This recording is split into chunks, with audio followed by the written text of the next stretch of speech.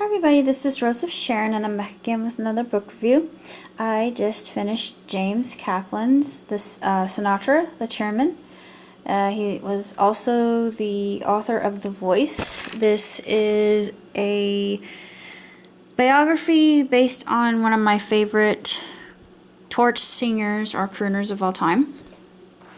Of course, there really aren't very many crooners nowadays. Michael Bublé is the only one that comes to mind other than Johnny Mathis and Neil Diamond and Don Ho and oh shoot, what's his name?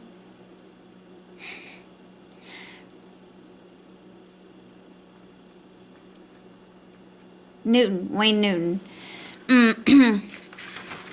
I almost said Fig Newton because that's the only way I remember his name. It was an inside joke in my family. But this is a concise book, and I honestly could see Frank being this way. He wanted everything done in a certain manner. He liked things done his way.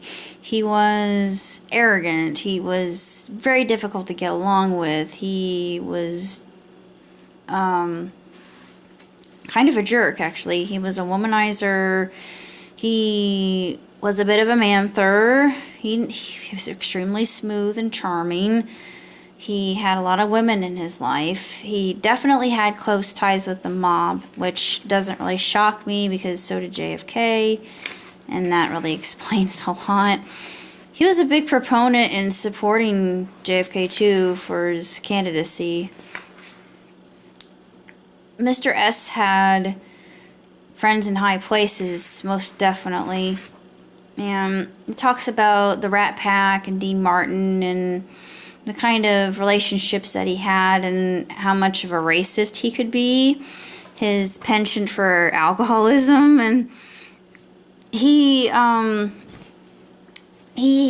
didn't want to be bothered. I don't think he didn't want to be around people that much. I think he did enjoy his instrument and his gift to people when he did perform. And there's only one person who could sing a torch song like Frank, and that would be Frank. But no one else could sing it like he did. And I find it very interesting as he absolutely loathed Moon River as well as Strangers in the Night. He couldn't stand that song. I thought, well, no one else could have done it the way that you did it, so why did you hate it? It never went into the reason why he hated it so much, but he did not care for it. He had a fancy for Marilyn Monroe, but who didn't? Marilyn was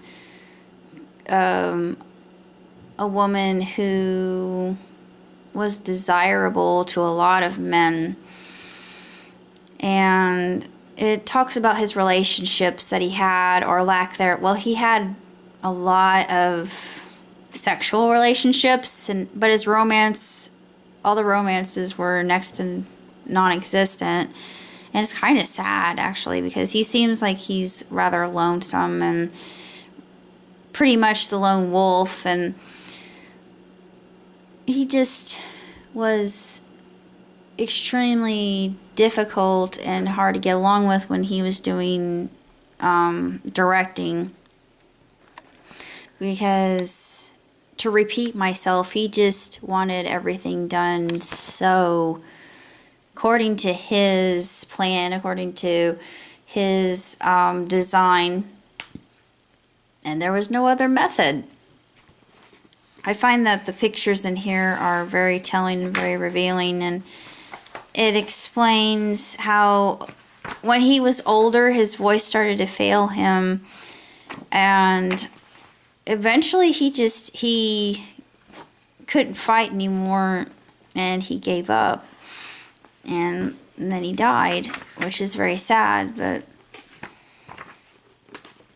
you could see photographs of him and the progression of his age, and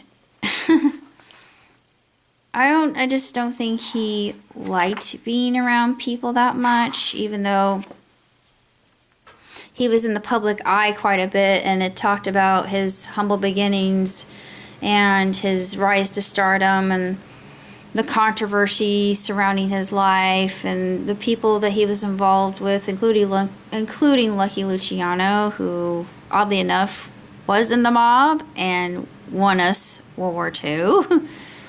A lot of World War II buffs do not know this, but yes, it's true. Somebody that was involved with the mafia actually helped us win World War II. The irony. Anyways,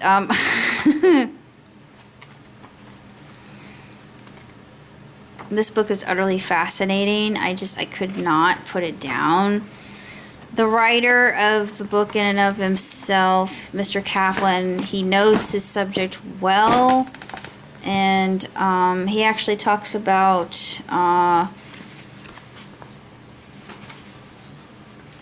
meeting that he had with Mr. Sinatra before his death, and that's actually before, yeah, that's in the acknowledgments, and I'm going to go ahead and read a little bit. Back amid the swirling mist of time, September 2004 to be exact, I had a lovely, boozy, fateful dinner at a Santa Monica restaurant called Guido's with a lively, accomplished, and well-seasoned bunch of professional musicians. These half-dozen men of a certain age were all working for Jerry Lewis on muscular dystrophy. I was working with Jerry, finishing my work on his memoir. Sometime late in the evening, the subject of Frank Sinatra came up. Both surprisingly and unsurprisingly, it turned out that all these musicians had worked with Sinatra. Well, that makes sense because he just had the connections. I began to listen carefully. Tongues had been loosened throughout the evening. I was surely to hear some choice dirt about the mob, the women, the fistfights, but instead, the musicians spoke, their voices lowered by awe about what an absolute genius he was. That's true. He was a torture genius. I have told this story before. I repeat it now to remind the reader and myself how and why I set out on what would become a 10-year odyssey, a first-time biography, a biographer's quixotic, read laughably presumptuous quest to chronicle full measure the life and work of a man who was not only a genius, the greatest interpretive musician of all time, in opinion of many, including myself, but a man whose life touched almost every aspect of American life in the 20th century. Also very true. My editor, Phyllis Grand, she herself a historical figure in book publishing, took my project, encouraged me at every timorous step of the journey, and quite astonishingly failed to blink after 5 years. I handed her an 800-page manuscript that covers Sinatra's life. From the night of 1954, they won the Oscar From Here to Eternity and made this start of the greatest comeback in music entertainment history, and told her this is the book. By the way, I plan to write another. The first one was The Voice, and this is called The Chairman. But it goes on. It's interesting. Of course, he thanks everybody who made it possible, and then there are tons of notes and biography concerning Sinatra's illustrious and notorious existence. It's rather intriguing. And it gives you more respect I think it gives me more respect for the man. I still love Sinatra. I'm a big, big fan of his. It's sad to see how tragic his life really, really was. But there'll never be another Sinatra. So that's all I gotta say about that. Until next time. Live long, prosper. Ciao, tutti.